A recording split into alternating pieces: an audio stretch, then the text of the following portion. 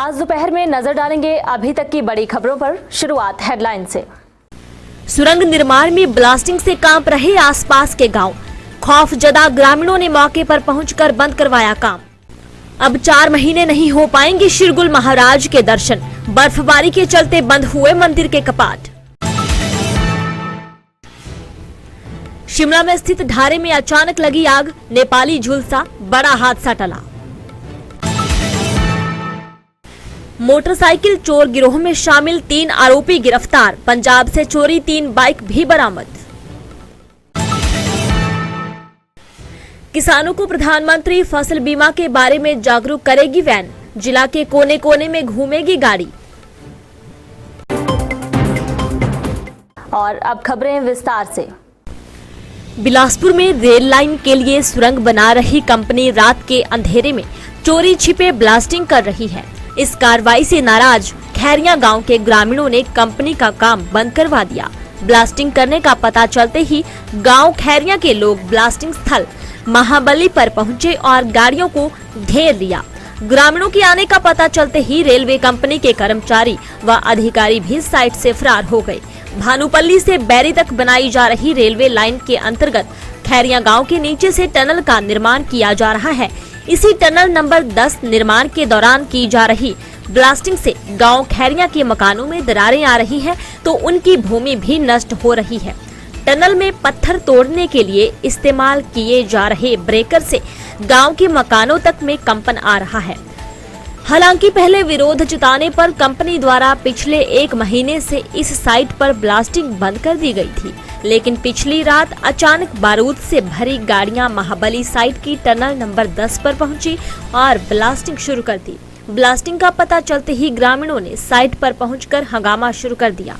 Sir ये जो का साइट नहीं, रात में तो नहीं करते हैं ब्लास्टिंग। रात नहीं है अरविंद जी, अभी टाइम क्या है? तारे लगे आप 6 बजे वो जी सर। हाँ, हल्का लाइट चार्ज करके ब्लास्ट किया। लाइट में वहाँ पे इसको जो माइनर ब्लास्ट किया हमने 5-7-10 होल का ट्रायल था ये कि एक्चुअल वाइब्रेशन ट्रायल क्या पे जो सर आपके पास परमिशन ऑफिस में पता करना कंफर्म करके आपको बता दिया। ठीक है। This news is brought you by Runway Hero Solan. दूसरी पे था मैं, तो यहाँ से कॉल आई मेरे को। अब नंबर सेव नहीं था मेरे पास, अभी भी है। अब ये नहीं पता किसकी आई थी, ये मोबाइल नया लिया टूट गया। तो मेरे को बुलाया, ब्लास्ट लेना है रोहित आ जा। तो मैं गाड़ियाँ लेके आ गया। अब मेरे को नहीं था पता कि ब्लास्ट बंद है कि कुछ है कि कुछ, ये मेरे को नहीं पता। नंबर ले लो इससे जी। नहीं, आप एक बात बताओ मेरे को। 3-4 अरे आप बोल रहे मेरे बाप को T10P1 पे बोला। तो किसने बोला? शुभ नाम क्या है उनका जिसने बोला? हो रहे थे ना, तो उस टाइम से बोले इतना तो मेरे को पता था कि बंद है ब्लास्ट अभी। तो मैं ऐसे आ गया कि आप एक बात बताओ मेरे पास, आपके पास फोन है? अच्छा, साइड से आई थी ना कॉल। साइड से किसी का तो नाम होगा, किसी का तो नाम होगा, किसी ने तो बुलाया। उस बंदे को बुलाओ, फिर आप कॉल करो। खैरी से बलवंत सिंह, स्थायी निवासी हूँ गाँव खैरी का। और यहाँ पर अचानक तकरीबन 6-6:15 बजे के बीच में ब्लास्टिंग हुई और उससे मतलब पूरा गांव जो था वो दहशत में आ गया।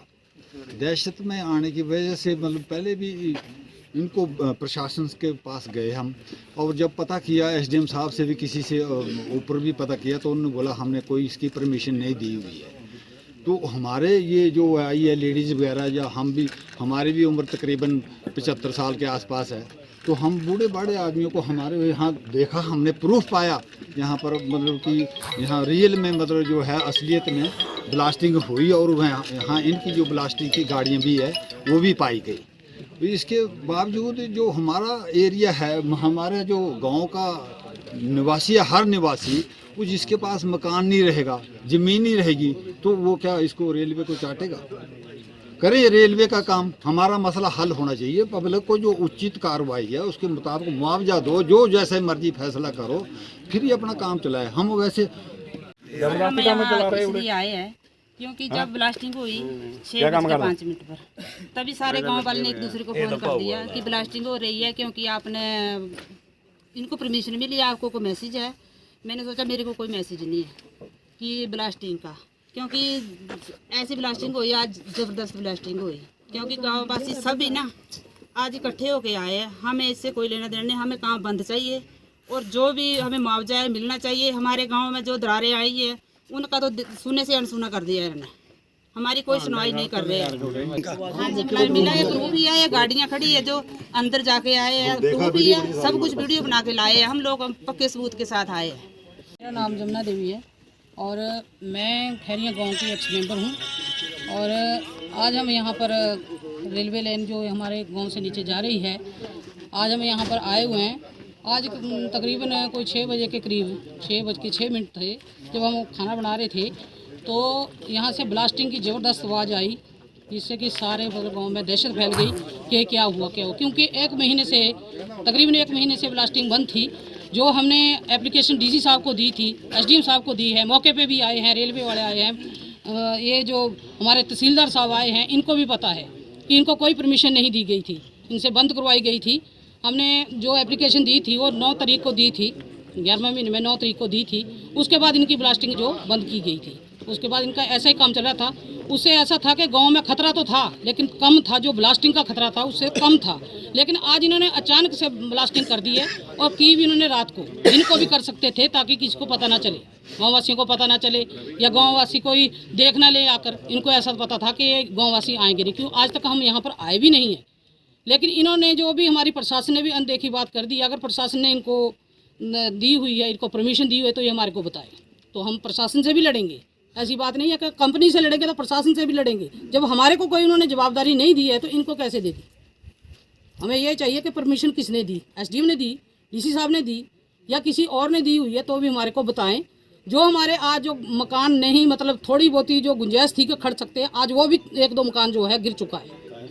हाँ, या अगर प्रशासन ने किए तो प्रशासन जिम्मेवार होगा, नहीं तो ये कंपनी जिम्मेवार होगी। ये गाड़ियाँ जो यहाँ पर आई हैं ब्लास्टिंग वाली, ये या फिर ये जिम्मेवार होगी अगर ये गैर कानूनी के तौर से आई हैं। अगर प्रशासन ने भेजा तो प्रशासन जिम्मेवार होगा, नहीं तो ये कंपनी वाले जिम्मेवार होगा।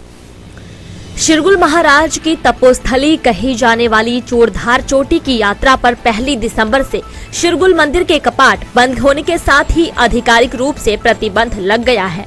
चूड़धार में विराजमान देवता शिरगुल जिला शिमला सहित सिरमौर तथा उत्तराखंड के जौनसार बाबर क्षेत्र के हजारों लोगों के आराध्य देव हैं। अप्रैल से दिसंबर महीने तक इन क्षेत्रों के सैकड़ों लोग रोजाना अपने आराध्य देवता के दर्शनों हेतु पहुंचते हैं।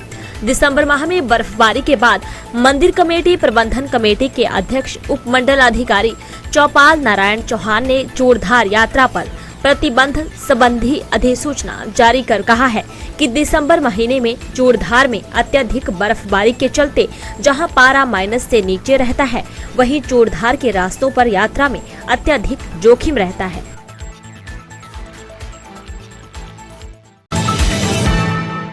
शिमला के कंवर पार्किंग इंजन घर संजौली में गुरुवार रात को नेपाली के ढारी में आग लग गई। आगजनी की सूचना मिलने पर मॉल रोड तथा छोटा शिमला से फायर टेंडर मौके के लिए रवाना हुए। रात करीब 1 बजे तक आग को बुझा दिया गया था। इस आगजनी में बहादुर नेपाली झुलस गया, जो आईजीएमसी शिमला में उपचाराधीन है।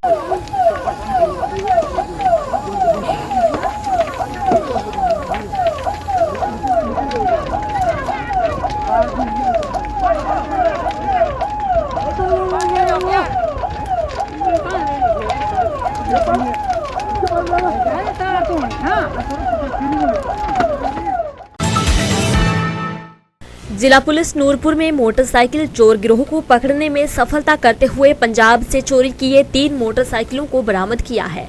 बताया जा रहा है कि 5 दिसंबर को रोहित शर्मा पुत्र पवन शर्मा ने मोटरसाइकिल चोरी होने की शिकायत दर्ज करवाई थी, जिस पर कार्रवाई करते हुए पुलिस ने राजेंद्र कुमार व विशाल को गिरफ्तार करके उसी दिन चोरी हुआ मोटरसाइकिल बरामद कर लिया था।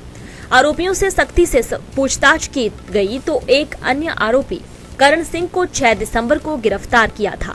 तीनों से सख्ती से पूछताछ की गई तो आरोपियों ने जाहिर किया कि उन्होंने पंजाब से भी 3 मोटरसाइकिल चोरी किए हैं। पंजाब से चोरी करके लाए तीनों मोटरसाइकिलों को धमेटा से बरामद कर लिया गया है। जिला ऊना में जागरूकता वैन किसानों को प्रधानमंत्री फसल बीमा रबी 2023 के प्रति जागरूक करेगी। फसल बीमा जागरूकता वैन को कृषि उपनिदेशक कुलभूषण धीमान ने झंडी दिखाकर रवाना किया। इस दौरान कृषि और बागवानी के अधिकारी भी मौजूद रहे। यह जागरूकता वैन जिला ऊना के चप्पे चप्पे में जाकर किसानों को उनकी फसल का बीमा करवाने के लिए जागरूक करेगी। इस दौरान कृषि उपनिदेशक कुलभूषण धीमान ने किसानों से फसल का बीमा करवाने का आह्वान किया। ये जो प्रधानमंत्री फसल बीमा योजना के अंतर्गत आज से एक क्रॉप इंश्योरेंस वीक मनाया जा रहा है, जो कि ज़िला के विभिन्न एरिया में जाके सारी ब्लॉकों में जाके लोगों को जागरूक करेंगे ताकि किसान इस योजना का पूर्ण रूप से लाभ ले सकें। जैसा कि पिछले समय में भी देखने में आया है कि हर बार मौसम बदलाव के कारण बहुत सी दिक्कतों का किसानों को सामना करना पड़ता है। इस योजना से किसान अगर अपनी क्रॉप इंश्योरेंस करवाते हैं तो उनको जो भी फसल के लिए उनका कहीं नुकसान होता है तो उसकी भरपाई के लिए किसान इसमें काफ़ी लाभ ले सकते हैं। आज दोपहर में इतना ही। बने रहें दिव्य हिमाचल टीवी के साथ।